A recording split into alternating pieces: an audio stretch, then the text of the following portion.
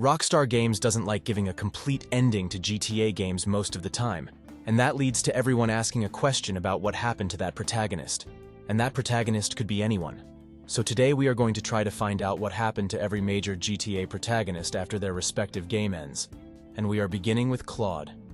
Claude is the protagonist of Grand Theft Auto 3, the first proper entry in the series. He is a silent criminal who gets betrayed by his girlfriend Catalina and seeks revenge on her and other enemies in Liberty City.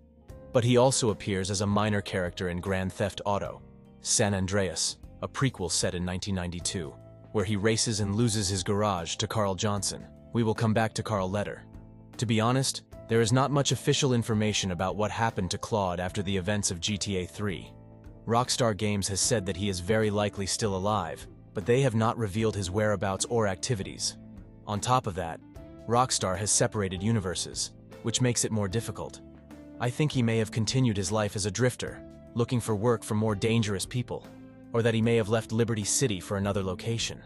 In GTA 3, the final mission involves Claude killing Catalina and rescuing Maria Latour, his new girlfriend. But the game ends with a gunshot being heard, and Maria's voice being cut off, implying that Claude may have shot her to silence her nagging. This is not confirmed though. The only better clue we have is GTA Online. In GTA Online, Claude appears as a special dad that the player can choose for their character's appearance. Yeah, he looks a little different. So basically there are higher chances that Claude is still alive, and if we do some math, he was 31 during GTA 3, so during the GTA 5 timeline, he would be 55. Which is not that bad. He is still younger than Trevor and Michael. Now moving on to the next protagonist, Tommy. Tommy Vercetti is the protagonist of Grand Theft Auto, Vice City.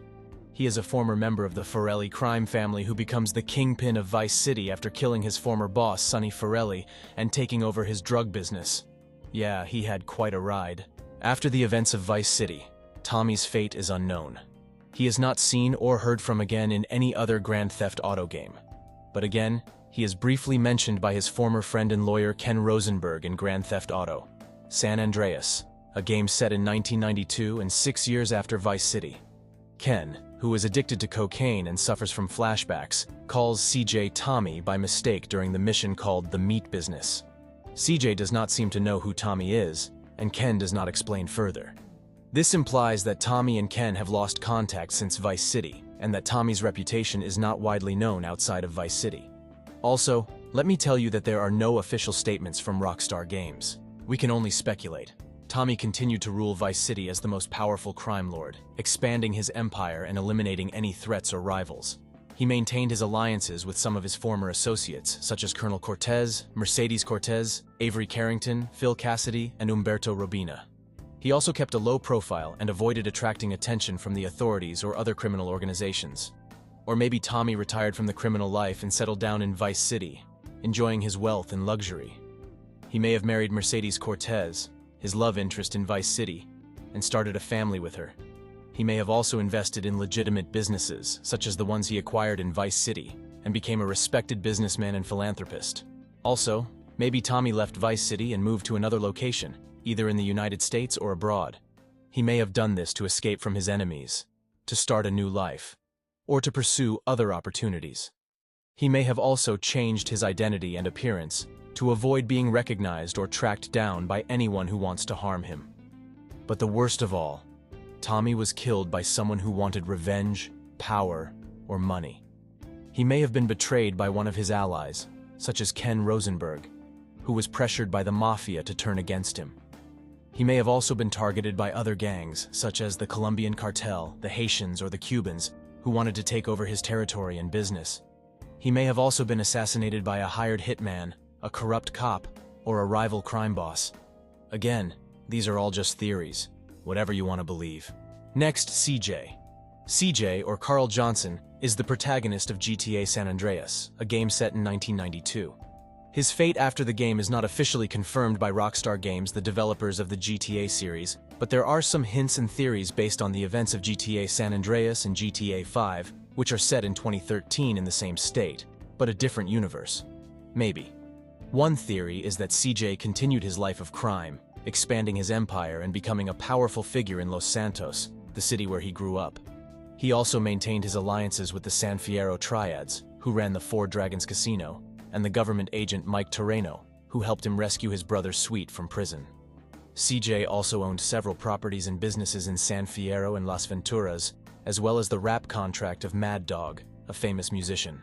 CJ might have gone on a worldwide tour with Mad Dog and his manager Ken Rosenberg, as suggested by the ending cutscene of GTA San Andreas. Another theory is that CJ left his criminal past behind and started a new life, using his wealth and influence to make a positive impact on society. He might have moved to a different city or country or stayed in Los Santos but kept a low profile. But we have to acknowledge that there are also some potential threats to CJ's survival and happiness. Some of his former enemies, such as Catalina and Salvatore Leone, were still alive in 2001, the year of GTA 3, which is the latest game in the 3D universe where CJ exists. They might have tried to take revenge on CJ for betraying them or interfering with their plans. CJ might have also faced competition from other gangs or criminals, such as the Ballas, the Vagos, the Russian Mafia, or the Sindaco family. CJ could have also attracted the attention of law enforcement or the government, who might have tried to arrest him or use him for their own agendas. It's all risky business. GTA 5, which is set in the HD universe, does not mention CJ directly, but there are some references and Easter eggs that pay homage to him and GTA San Andreas. For example, in the mission Hood Safari, the player can see 3 men on BMX bikes who resemble CJ, Big Smoke, and Ryder riding down Grove Street, which was CJ's home turf. This is a reference to the mission Sweet and Kendall, where CJ and his friends escaped from the rival gang on bikes. Another reference is the gold medal achievement Better Than CJ in the mission Derailed, where Trevor has to ride a motorbike across a moving train. This is a reference to the infamous mission Wrong Side of the Tracks, where CJ had to chase a train on a dirt bike while Big Smoke tried to shoot the enemies on board. This mission was notoriously difficult and frustrating, and Big Smoke's line, "All you had to do was follow the damn train, CJ," became a meme among the GTA community. But this could be just a fun Easter egg. Faith is unknown but most likely dead by the time of GTA 6. Next up, Nico. See, his fate, after the events of the game, is not explicitly revealed, but there are some clues and theories that suggest what might have happened to him. One of the main choices that affects Nico's story is whether he chooses to do a deal with Dmitry Raskolov, a Russian mobster who betrayed him, or take revenge on him. Depending on his choice, he will either lose his cousin Roman or his girlfriend Kate in the final mission of the game. This will also affect his relationship with other characters, such as Patrick McReary, a friend and accomplice of Nico. Maybe the revenge ending is the canon one, as it is more consistent with Nico's personality and morals. In this ending, Nico kills Dmitry and avenges his betrayal, but loses Kate, who is shot by Jimmy Pegorino, another mob boss who allied with Dmitry. Nico then kills Pegorino and attends Kate's funeral with Roman and Mallory, who are expecting a child. Nico expresses his remorse and guilt over Kate's death, but also his hope for a better future. In the deal ending, Nico agrees to work with Dmitry one last time, hoping to earn enough money to retire from his criminal life. However, Dmitry betrays him again and kills Roman during his wedding with Mallory. Nico then kills Dmitry and Pegorino, who are fighting over the money, and attends Roman's funeral with Mallory, who is pregnant with Roman's child. Nico blames himself for Roman's death and vows to never forgive himself. In both endings, Nico is left alone and traumatized by the events of the game.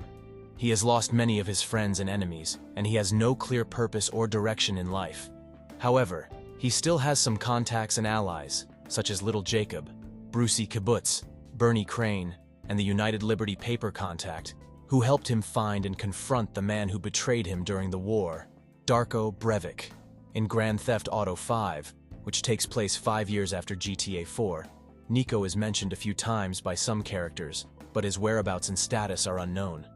Lester says that Nico went quiet and disappeared. Patrick McReary, who moved to Los Santos, says that he hasn't spoken to Nico in years. Jimmy, the son of Michael DeSanta, has a Life Invader page on his laptop where he is friends with Nico. On this page, Nico can be seen posting updates and comments such as wishing Roman a happy birthday, implying that he is still alive and in contact with his cousin. Also, Life Invader was created after the GTA 4 ending. Now, I think there's a chance that Nico might have left Liberty City and moved to another state, where he could start a new life, and avoid the attention of the law and the criminal underworld. Or he might have returned to his homeland, Serbia, or another country in Eastern Europe, where he could reconnect with his roots and his family. There is no definitive answer to what happened to Nico, as the developers have not confirmed or denied any of the theories. It is possible that they might reveal more information in a future game or DLC. So let's wait for GTA 6, shall we? Tony Cipriani. He is the protagonist of Grand Theft Auto, Liberty City Stories, and a supporting character in Grand Theft Auto 3. He is a member of the Leone crime family, a powerful mafia organization in Liberty City. In Grand Theft Auto Liberty City Stories, set in 1998, Tony returns to Liberty City after 4 years of hiding for killing a rival mobster. He works for various people, including his boss Salvatore Leone, his mother Ma Cipriani, and corrupt cop Leon McCaffrey. He helps the Leone family gain control of the city by eliminating their enemies, such as the Sindaco and the Forelli crime families, the Yakuza, and the Colombian cartel. He also has a romantic relationship with Toshiko Kasen, the wife of a Yakuza leader, who later commits suicide. By the end of the game, Tony becomes a respected capo in the Leone family, and he is also a big-time psycho. In Grand Theft Auto 3, set in 2001, Tony is still a capo in the Leone family and runs his mother's restaurant in St. Mark's. He hires Claude to do various jobs for him, such as collecting protection money, killing triads, and destroying a casino ship. He also helps Salvatore and his wife Maria escape from the police, and later betrays Salvatore by telling Claude to kill him.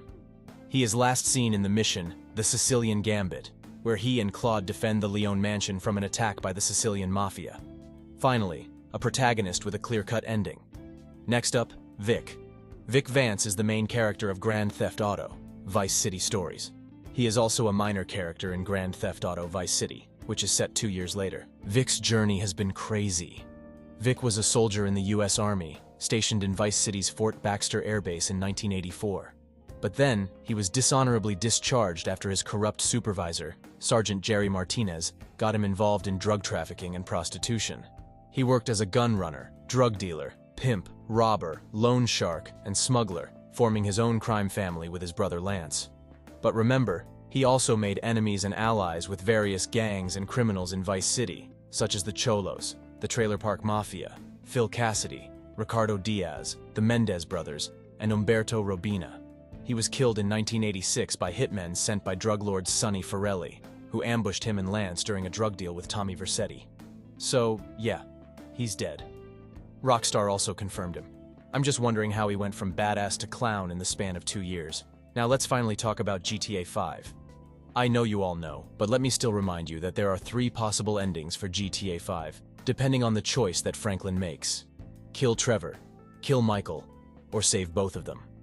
The canon ending is not confirmed by Rockstar Games, but it's most likely the third option, where all 3 protagonists survive, is the most likely one. There is no confirmation that Franklin, Trevor, and Michael will appear in GTA 6, as the franchise tends to avoid repeating protagonists except for Easter eggs. But we can hope that they will make cameo appearances or references in the game. It is possible that GTA 6 will have some connections to GTA 5, and we might get some OGs back. But the concern is that this game will be set 12 years after GTA 3 if Rockstar Games follow their pattern, which means Trevor and Michael would be damn old and Franklin would be hitting his late 30s years too. But nothing would hurt if they made a cameo. That would only make things better.